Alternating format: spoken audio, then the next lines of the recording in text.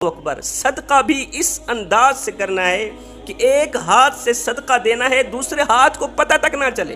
वो कहते हैं नेकी कर दरिया में डाल, वही नेकी काबिल कबूल है। एक हाथ से सदका दो, दूसरे हाथ को पता तक ना चले।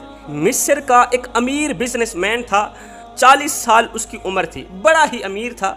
एक दिन उसे दिल में दर्द महसूस हुआ, तकलीफ का एहसास हुआ। वो कायरा के सबसे बड़े हस्पताल में गया, उसने दिल का टेस्ट करवाया, चेकअप करवाया। वहाँ के डॉक्टरों ने इसे यूरोप में जाने का मशवरा दिया, यूरोप में जाकर इलाज कराने का मशवरा दिया। ये अमीर बिजनेसमैन यूरोप का वीज़ा लगवाकर यूरोप में चला गया दिल का चेकअप करवाने के लिए, दिल का इलाज करवाने के लिए कि मेरे दिल में दर्द क्यों है।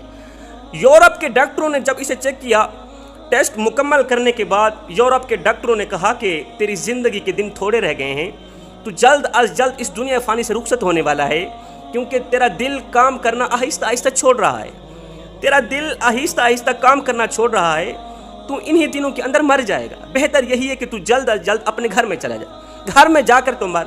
अब ये अमीर बिजनेसमैन बाईपास करा के, दिल का बाईपास करा के वापस मिस्र आ गया।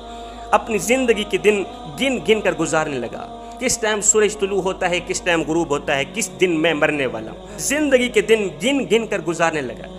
एक दिन ये अमीर बिजनेसमैन गोश्त खरीदने के लिए कसाई की दुकान पर गया। गोश्त खरीद ही रहा था, अचानक इसकी नज़र एक औरत पर पड़ी जो कसाई के फेंके हुए चर्बी के टुकड़े जमा कर रही थी। एक औरत कसाई के फेंके हुए चर्बी के टुकड़े जमा कर रही थी। इस अमीर बिजनेसमैन ने उस औरत को बुलाया, पूछा कि क्यों जमा कर रही है। उसने कहा मेरे बच्चे यतीम हैं, छोटे छोटे बच्चे हैं, उनका बाप कब का मर गया है, तो मेरे बच्चे ज़िद कर बैठे हैं कि आज हमने हर हाल में गोश्त खाना है। मेरे पास पैसे नहीं है, कमाई का कोई ज़रिया नहीं है, आमदन का कोई ज़रिया नहीं है, तो मैं इन चर्बी के छिलकों में से थोड़ा थोड़ा गोश्त झाड़ लूँगी, अपने बच्चों को खिलाऊँगी ताकि वो ज़िद करना छोड़ दें। यतीम बच्चे हैं ना, ज़िद कर बैठते हैं कि हमने आज गोश्त खाना है, हमने आज ये खाना है। ये सुनते ही इस अमीर बिजनेसमैन की आंखें छम छम बरसने लगी। ये दिल में सोचने लगा कि मेरे पास इतना माल है, इतनी दौलत है, मैं तो इस दुनिया फ़ानी से रुखसत करने वाला हूँ, मैं मरने वाला हूँ, जाने वाला हूँ। क्यों ना लोगों की खिदमत करके ना मरूँ, क्यों ना सदका दे के ना मरूँ, ज़रूरतमंदों की ज़रूरतों को पूरा करके ना मरूँ, गरीबों की मदद करके ना मरूँ। इस अमीर बिजनेसमैन ने इस औरत को काफ़ी सारा गोश्त खरीद के दिया।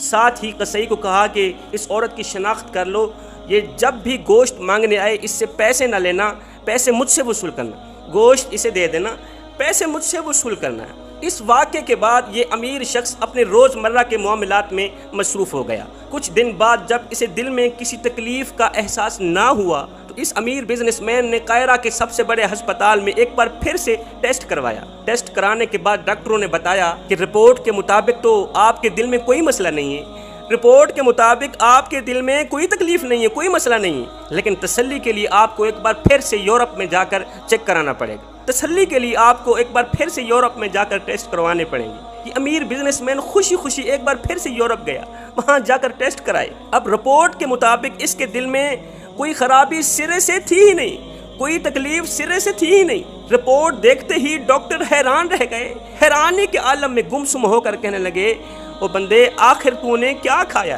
कौन सी दवाई इस्तेमाल की, कौन सी मेडिसिन इस्तेमाल की, आखिर किस दवाई ने तेरी बीमारी को जड़ से ख़त्म कर दिया।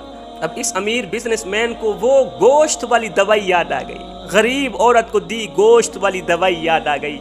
इसने मुस्कुराते हुए कहा कि मेरा इलाज वहाँ से हुआ जहाँ से तुम्हें यकीन नहीं आता, मेरा इलाज वहाँ से हुआ जिस पर तुम यकीन नहीं रखते। रो कर कहने लगा, बेशक मेरे नबी ने सच फरमाया था, बेशक मेरे नबी जनाब हज़रत मोहम्मद मुस्तफ़ा सल्लल्लाहु अलैहि वसल्लम ने सच फरमाया था कि सदका मौत को टाल देता है, सदका हर बीमारी को टाल देता है, सदका बुरी बला को टाल देता है।